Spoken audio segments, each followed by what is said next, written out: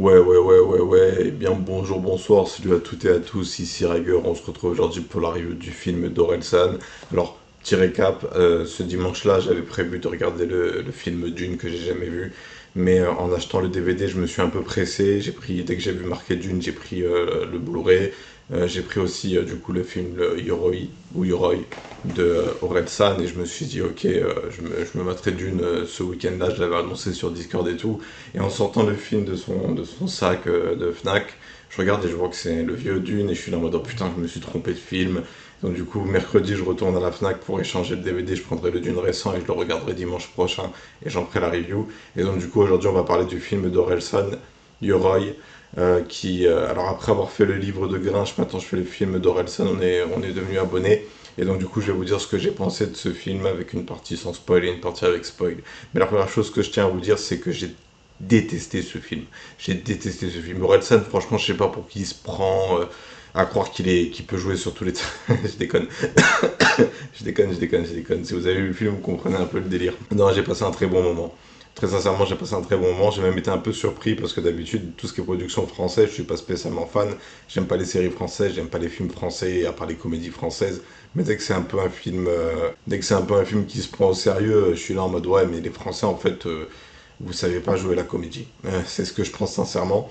Et j'ai pas eu ce problème du tout là dans ce film. Au contraire, tout le monde joue plutôt bien. Il y a quelques caméos pour ceux qui connaissent l'univers d'Orelsan. Je pense que ça y a eu des clins d'œil un peu à son univers en tant qu'artiste qui ont été faits que moi j'ai pas pu percevoir parce qu'en réalité moi je suis pas spécialement fan d'Orelsan. En réalité j'aime pas plus que ça la musique d'Orelsan. Il y a quelques musiques que j'écoutais que j'ai trouvé sympa, mais Orelsan il a percé quand j'étais au lycée. Et les musiques qui sortaient à cette période c'était Ils sont cool. Un peu avant, c'est ce genre de musique-là, franchement, en fait, j'aimais pas. J'étais un peu un haters d'Orelsan, mais pas un haters qui allait sur les vidéos d'Orelsan pour dire qu'il faisait de la merde, mais c'est juste que quand on me disait Orelsan, moi j'étais là en mode ouais, bon, il est pas si fort que ça en fait. Mais en tout cas, sincèrement, en tant qu'artiste, c'est inspirant de voir un artiste épanoui, artistiquement parlant, qui est capable d'aborder plusieurs thèmes à travers ses musiques et à travers ses œuvres. Hein. Donc du coup, là, en l'occurrence, un film. J'ai pas vu le documentaire sur Ne montre ça à personne qui raconte son périple en tant qu'artiste et j'ai pas prévu de le regarder parce que je ne m'intéresse pas du tout au vécu d'Orelsan. Mais en tout cas, j'ai trouvé ce film assez intimiste, assez personnel et on voit bien qu'il y a ses références à lui dans le film. Il est parti tourner au Japon, donc du coup c'est assez cool, il y a des beaux décors, il y a des belles scènes, il y a une bonne réalisation, il y a des bons dialogues. Le début du film c'est un peu rapide, ça se passe sans trop de développement, mais en même temps on n'a pas tout le temps de raconter dans un film, et donc du coup c'était pas gênant. Et même en regardant ce film, je me suis dit putain, Orelsan il a réussi à faire un univers, à créer une histoire. Moi aussi j'en suis capable, comme je le disais, du coup c'est un artiste inspirant. Pas par sa, pas par la qualité de sa musique, mais par le fait qu'il arrive à s'épanouir dans sa musique, à s'épanouir dans ses films, et c'est ça qui est intéressant. Donc le film, grosso modo, ça commence, Orelsan, il finit un concert, il est un peu en mode gazé de toute cette ambiance, il aimerait bien autre chose. Donc sa copine lui propose, sa femme même lui propose de rêver autre chose, parce qu'il dit au début du film un délire du genre, ouais, je rêvais de ma vie d'artiste. Je dis pas plus de détails, je vous laisserai découvrir ça dans le film. Et du coup, il décide d'aller s'installer au Japon dans une maison qu'il a achetée.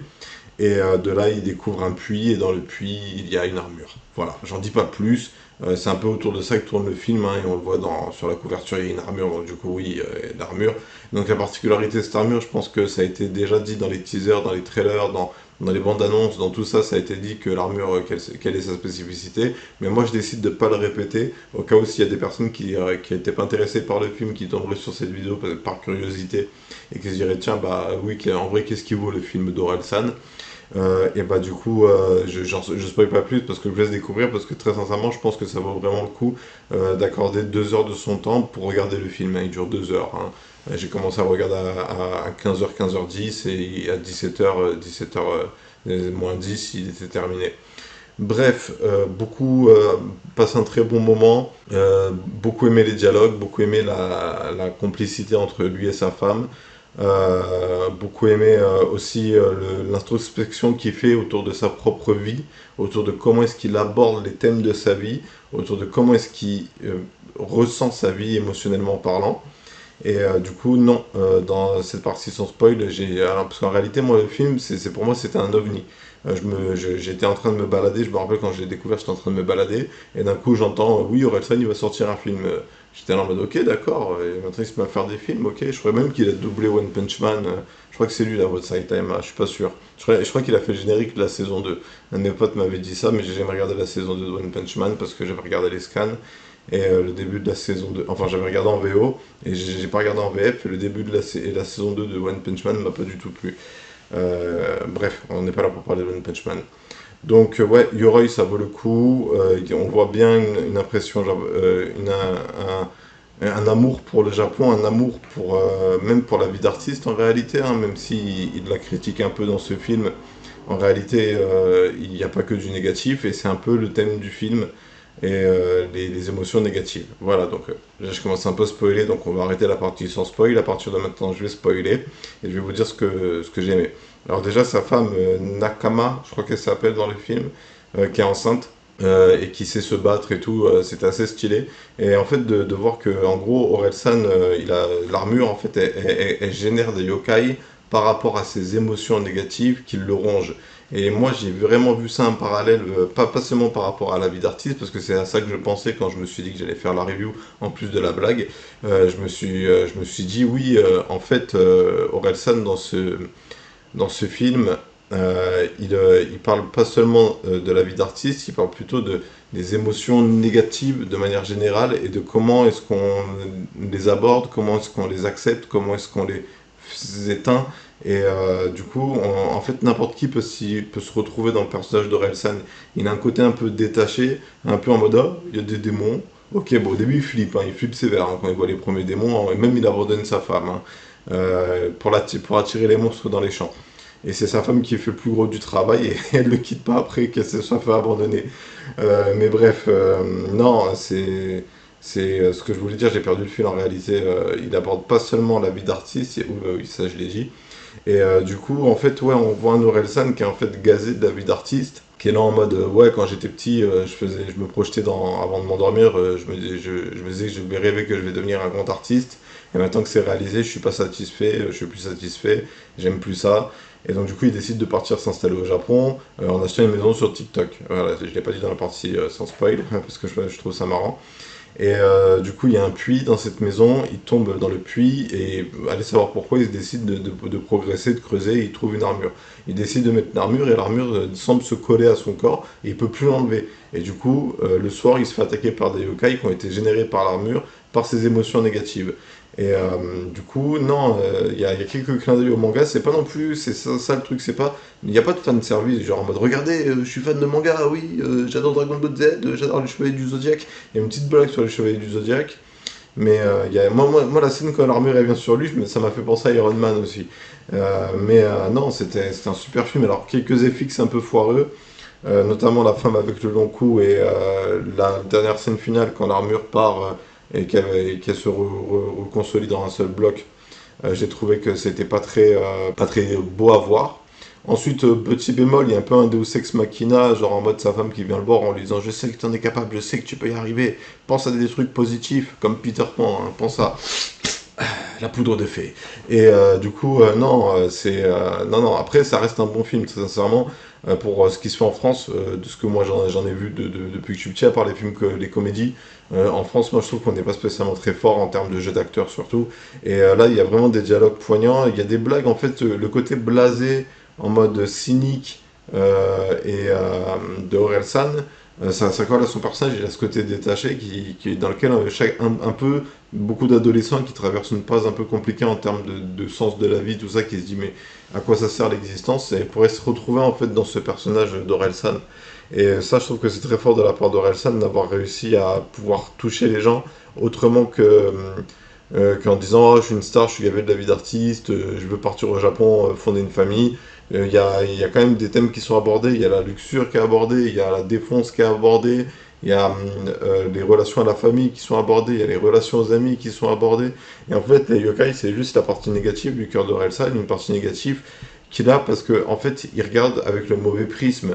Et du coup, il y a des critiques de la société, quelques petites punchlines sur la politique, sur avec le yokai des présidents français moyens qui cassent les couilles et qui se plaint pour rien.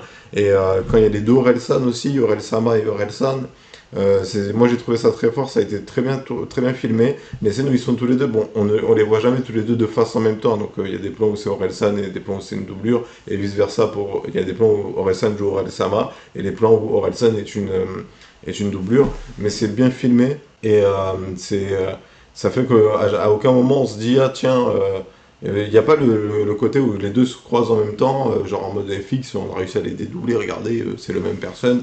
Et du coup, non, moi j'ai trouvé ça un très bon film. En réalité, je suis très content de l'avoir regardé. Et comme je vous le disais au début, pour moi c'était un ovni en fait. C'est un film, je me suis dit, ok, il existe. Et je me suis jamais dit, bah, je vais le regarder parce qu'en fait, je me suis jamais intéressé à l'artiste Orelsan. Mais ce que je voulais dire dans cette review, c'est qu'on n'a pas besoin d'être fan d'Orelsan ou même de connaître Orelsan pour apprécier le film. On comprend que c'est un artiste assez facilement, on comprend qu'il est gavé de sa vie d'artiste, on comprend les enjeux des relations toxiques, des relations qu'il entretient avec son entourage.